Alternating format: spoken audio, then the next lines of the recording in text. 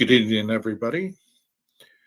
My name's 12 Gauge, and I'm going to talk about the IDAHO4 case a little bit. I'm going to talk about exculpatory evidence and give definitions and maybe give some examples on how this applies to criminal law. So let's take a look at this. Before we begin, I'd like to say that all the opinions are my own, and I stick behind what I say, even if it's right or wrong. And I'm not above learning new things. So if I say something incorrectly, I'm still learning this stuff as I go. So be kind and let me know that I'm wrong so that I can fix it, so that I can't get on here and look like a fool again. You know what I mean? But I'm going to do my best. Well, here we go. It says, in criminal law, exculpatory evidence is evidence to support the defendant's innocence. It can be a statement or other evidence that tends to justify, excuse, or absolve the defendant of guilt. Exculpatory evidence can be uncovered by either the prosecution or defense and must be presented in court. Exculpatory evidence is the opposite of inculpatory evidence, which tend to present guilt. Examples of exculpatory evidence include proof of an alibi, eyewitness statements, video footage, audio recordings, any other physical evidence that shows doubt that the person committed the crime. So let's look at this a little bit pertaining to the IDAHO4 case with Bethany Funk, my bad. Bethany, not Brittany. So proof of an alibi. So something that is strictly knowledgeable of her that nobody else could know, and she knows and her alone. So proof of an alibi. So her proof of an alibi would be maybe talking about Dylan's alibi or maybe her own. You know, we were here all night. We heard this. We saw this. That's all. You know, I saw this. This is what happened. I didn't see anything else. I was here all night. I discovered the bodies. I passed out. Blah blah blah.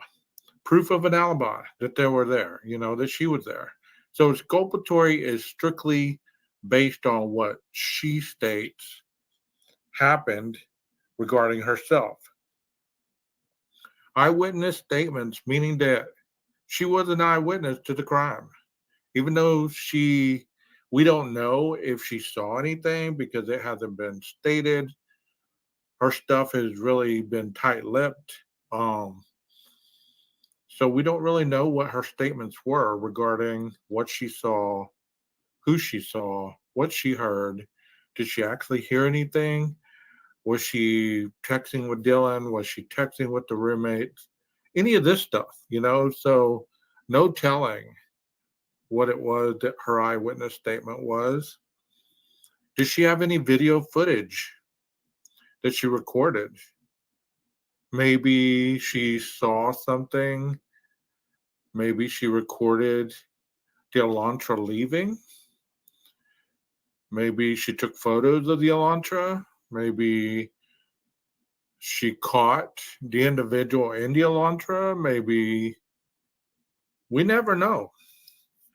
Audio recording. Did she turn on her audio recording and record the noises that were heard, the sounds that were heard, any of the voices that Dylan stated that she heard? Any other physical evidence that showed doubt that the person committed the crime? Could she have seen another person that was not Brian Koberger? And like I said, taking a video, taking a photo. Was it somebody that she knew that she really doesn't want to incriminate?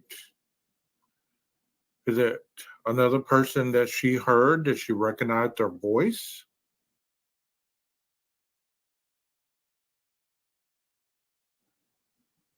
It's okay, I'm here to help you. Did she recognize that voice? It also says exculpatory evidence may ultimately show that the defendant is not guilty. Exculpatory can also refer to an exculpatory clause, which indicates circumstances when a party does not assume liability or damages. The exculpatory no doctrine which state that an individual cannot be charged with making false statements if the statement is a false denial of guilt made in response to a federal investigator's question.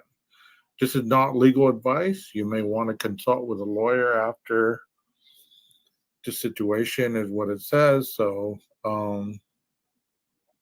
very brief explanation. Then it goes down. It says in criminal law, exculpatory evidence is evidence such as a statement tending to excuse, justify, or absolve the alleged fault or guilt of a defendant. In other words, the evidence is favorable to the defendant. In contrast to it, inculpatory evidence tends to stress guilt.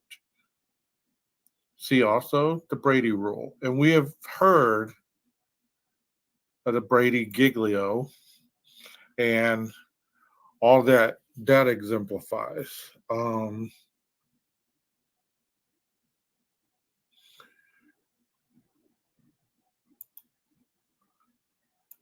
So let's talk about the Brady Giglio.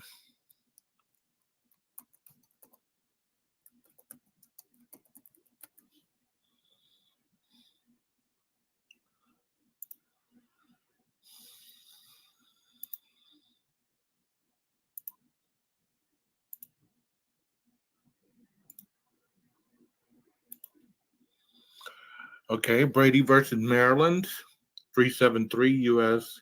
83.87, 1963. Giglio versus United States, 405 U.S. 150, 154, 1972. The law required the disclosure of exculpatory and impeachment evidence when such evidence is material to guilt or punishment.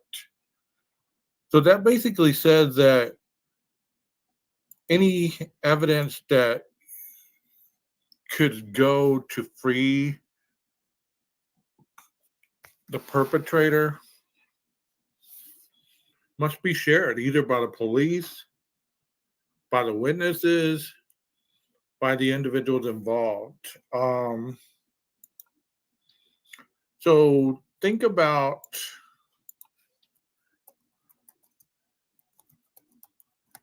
what it was like that night at that house. Okay, let's think about a little bit about that night at that house. So, as we're told in the PCA, everyone was home by 4 a.m. They were in their beds, they were tucked in, and they were home. So, this is Bethany's room, Xana, empty bedroom, living room, Maddie's room, Kaylee's room, and back here under this room is Dylan's room. So, let's say that night, this room has huge windows, none on this side, but just the front.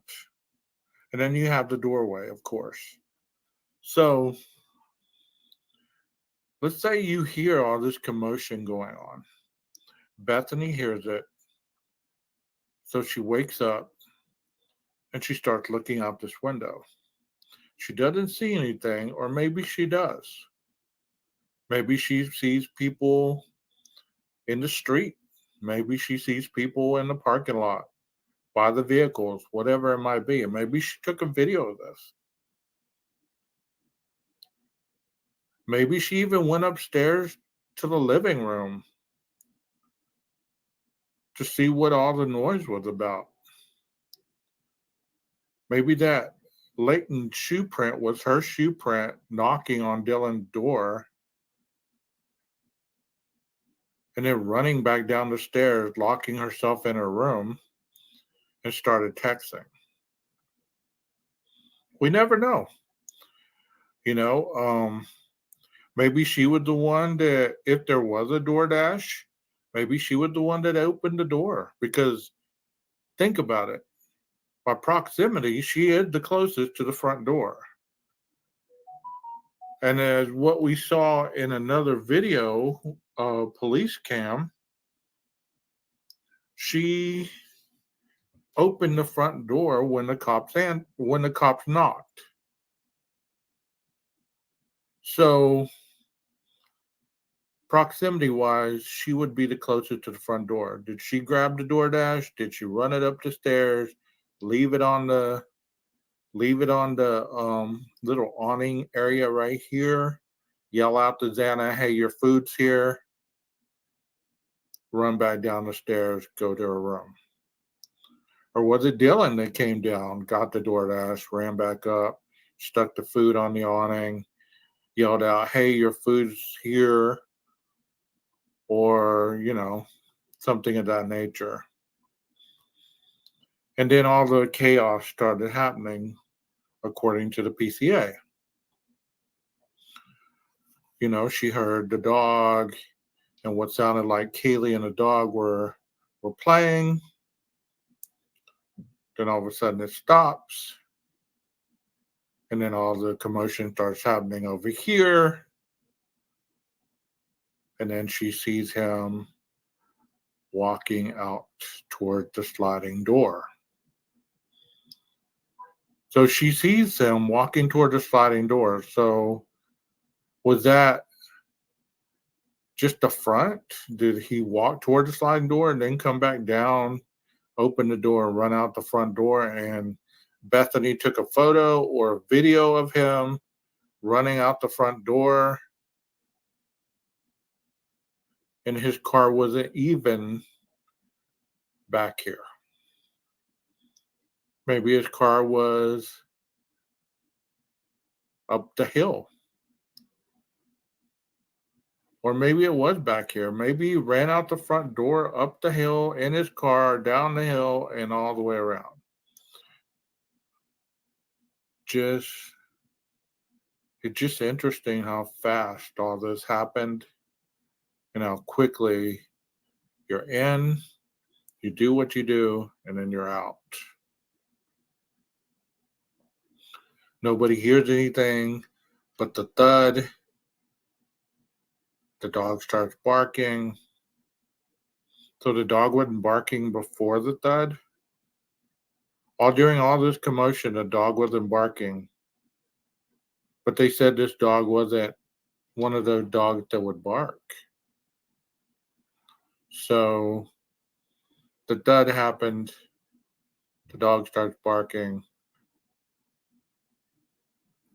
The suspect heads this way, is seen by Dylan, takes off, jumps the curb, heads down, makes a right, makes a left, around Walenta, and on his way. So, something that's never been discussed. I know they say the 8-hour delay. Okay, the crimes happened 9 minutes. So, but what happened after those 9 minutes? Nobody has ever really theorized what could have happened in those 9 minutes. You say 8 hours to clean it up, 8 hours to leave. Were they even there? Did they leave after they saw him drive off? I mean, they could have seen him drive off. She texts Dylan, okay, he's gone. Let's get out of here. They haul ass somewhere to get a ride or possibly get into Dylan's truck if it's there and take off. Take off where, though? Where would they go? Were they texting afterwards and eventually fell asleep? Did they think about getting up and going and investigating? Maybe they waited till he left and then they went and investigated what was going on. Maybe they saw the upstairs carnage and that's what made them not want to go over here. Maybe that's why they went here first that morning rather than going back upstairs because they saw what had happened. Early on in the case, I remember hearing and I remember seeing a picture. Um, I think it was on Chronicles of Olivia, and there was a picture on her video where she showed the dog bed upstairs on the balcony, and there was a lot of hair in that in the dog bed. And I also heard that supposedly the dog had been shaved, whether it be that night, whether it be the night before, but the dog was shaved of supposedly. And there was a lot of dog hair in that dog bed. I wish I could find that video. Maybe I can. But I've tried to put videos and stuff on here and I keep getting copyrighted. So I really don't know at this moment what I can and what I can't do. I'm still new to this, so I'm still learning. You know what I mean? Um, so be kind to it. Um, so as I'm saying, there's a lot that went on in this home. Did anybody else come into the home after Brian left? Was there anybody else looking around? Did Dylan walk out, run down the stairs, get into Bethany's room, and they stayed there the rest of the night? And then left early in the morning and then came back? Were they told by someone who was looking out, hey, you better not call the cops or you're next? We know, we're watching, we have a lot of eyes on you. Is that why they stayed? Because they were threatened. A lot of people on this community discussed this ladder alongside of the house. I was watching this commentary today. They were talking about somebody could have climbed up the ladder, tried to get into this window. It was locked, so they climbed back down and maybe got into this window, climbed in, stayed, and then did what they did. So Dylan and Bethany were first home. And then it was supposedly Ethan and Xana. And then Maddie and Kaylee. When Maddie and Kaylee arrived, her sister Olivia said there was a ring camera supposedly over here in front of the house that captured Kaylee taking the dog out. In an interview that I saw early on as well, a lot of these things have been taken down for whatever reason, but I remember seeing them and reading them because I've been looking at this case since day one almost. It stated that Kaylee went out back, took the dog out. She saw a man in a mask. It scared her and she ran back in, grabbed the dog and ran back in. So maybe that man in the mask was a lookout. Maybe it was somebody that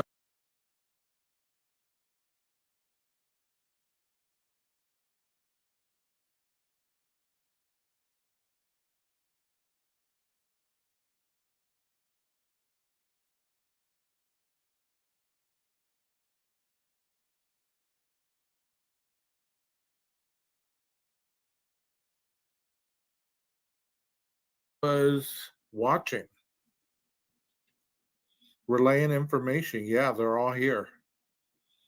They're still awake.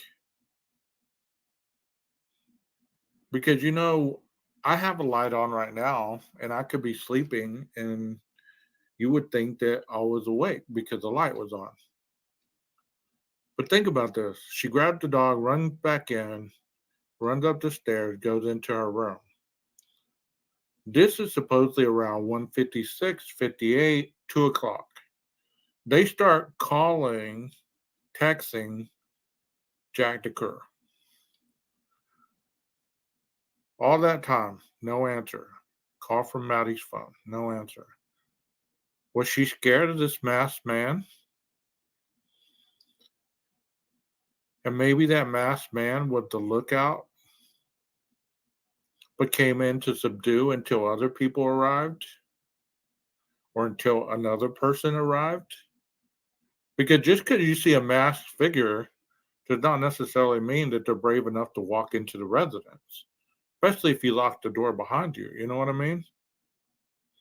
So if that slider was locked, how did Brian get in? Or was that Brian? That's interesting because everything I've ever heard says he didn't take off till 2:48 or somewhere around there. So that couldn't have been him because they would have been finished texting Jack around that time. And there's no way he could have teleported himself from Pullman to the home and did what he did. But then that would have thrown the whole timeline off, saying that he was there at 3 o'clock. With the original timeline, they said 3 to 4, and then somehow moved it because of the TikTok on Xana's phone at 4:12, plus the DoorDash. So where did he go for almost? So 2:42, 3:42, that would have been an hour and about 20 minutes. An hour and 20 minutes.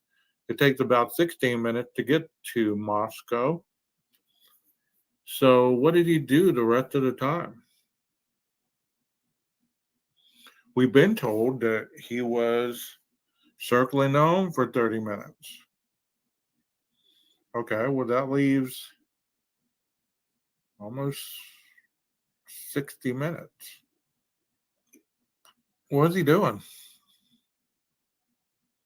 And then the car was speeding down by the gas station at 3:40, 3:45,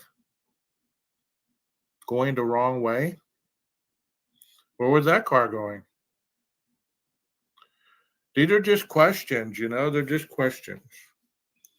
Because I've realized that theory doesn't really hold as much water on this channel more than questions do. So I thought I'd ask some questions with this backdrop and talk a little bit about exculpatory evidence.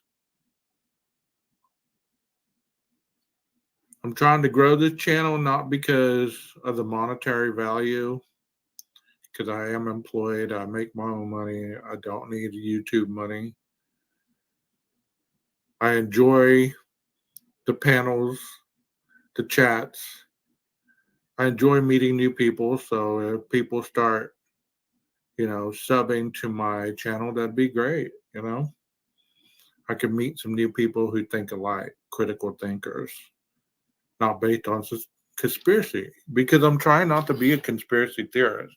Most of the stuff that I speak is facts based on scientific evidence that has been presented that can't be disclaimed, because for reality purposes, we don't know what we don't know. We only know what the PCA has told us.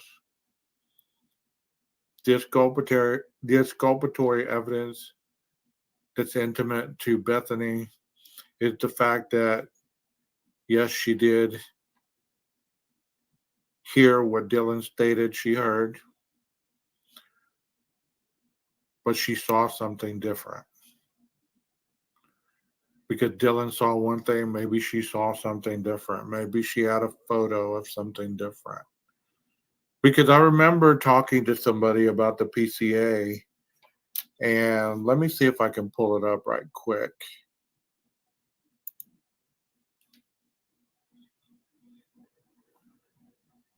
I remember talking about the PCA and how, in part of the PCA, it talks about the roommates having video of something. Let me see if I can find it.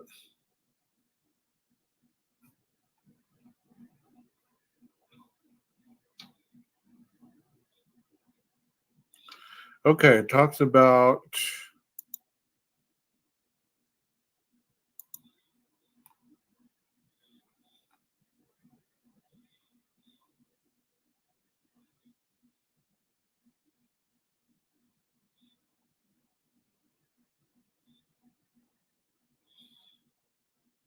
still looking here.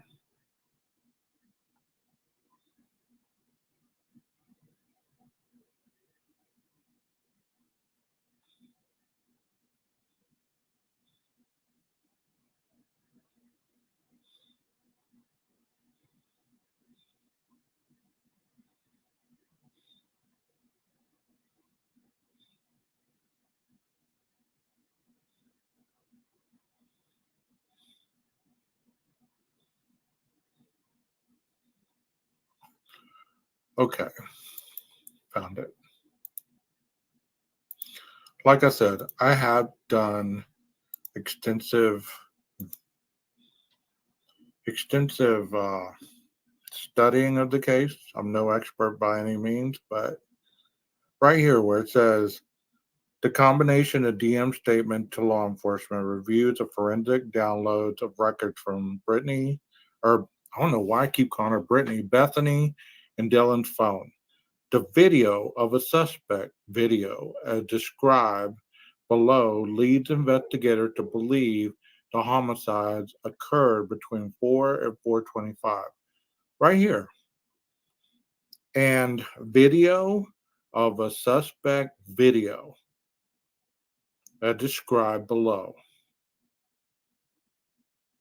So you see it right there. I'm not making this up. This isn't something that I heard. Many people have said they have added their own words right here. It says, and video of a suspect vehicle, that's where they put vehicle right here. As described below, leads investigators to believe the homicides occurred between 4 and 4:25. This does not say vehicle, it says video. And a video of a suspect video, as described below, leads investigators to believe the homicides occurred between 4 and 4:25 a.m.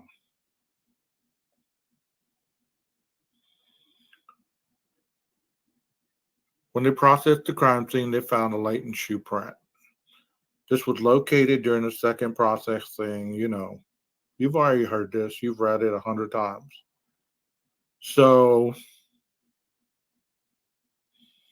I thought that I'd share that with you because I read that one day and I was like, whoa, that is crazy. Because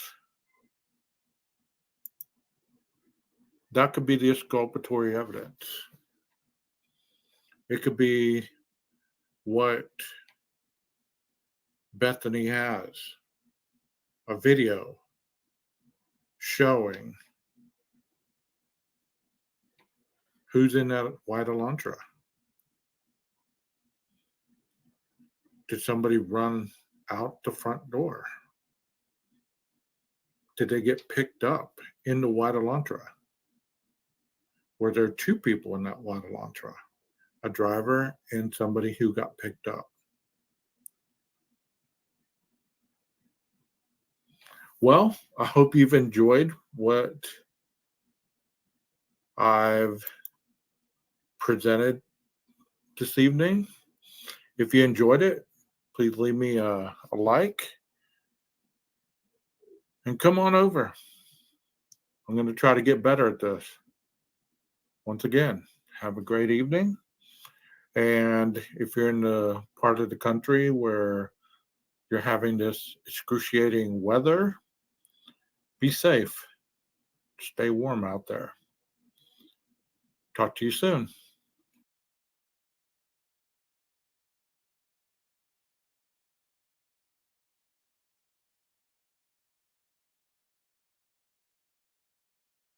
I was just thinking about what I said there at the very end about the video evidence.